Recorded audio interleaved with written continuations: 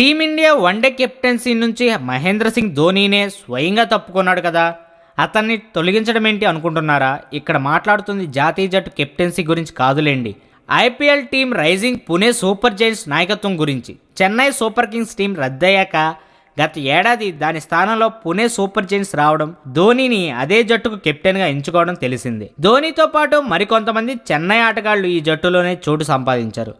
ధోనీనే కెప్టెన్గా ఎంపికయ్యాడు కూడా. కానీ ఈ జట్టు గత సీజన్లో పేలవ ప్రదర్శన చేసింది. 5 అంటే 5 మ్యాచ్లు గెలిచింది, ప్లే ఆఫ్ కూడా చేరలేదు. అయితే కొందరు కీలక ఆటగాళ్లు దూరం అవడం కూడా ఆ జట్టు అలా ఆడడానికి ఒక కారణమే. ఏదేమైనా ఐపీఎల్లో మొదటి నుంచి చెన్నై జట్టు కెప్టెన్గా ఉన్న ధోని ప్రతిసారి ఆ జట్టును సెమీస్ చేర్చాడు, కానీ పుణె విషయంలో విఫలమయ్యాడు. దీంతో ధోనీని కెప్టెన్సీ నుంచి తప్పించేసింది పుణె సూపర్ జైంట్స్ యాజమాన్యం. అతడి స్థానంలో ఆస్ట్రేలియా కెప్టెన్ స్టీవెన్ స్మిత్కు పగ్గాలు అప్పగించింది. ఏప్రిల్లో మొదలయ్యే ఐపీఎల్ 10వ సీజన్లో స్మిత్ నేతృత్వంలోనే పుణె జట్టు బరిలోకి దిగుతుంది. ధోని జస్ట్ ఆటగాడిగా మాత్రమే ఉంటాడు.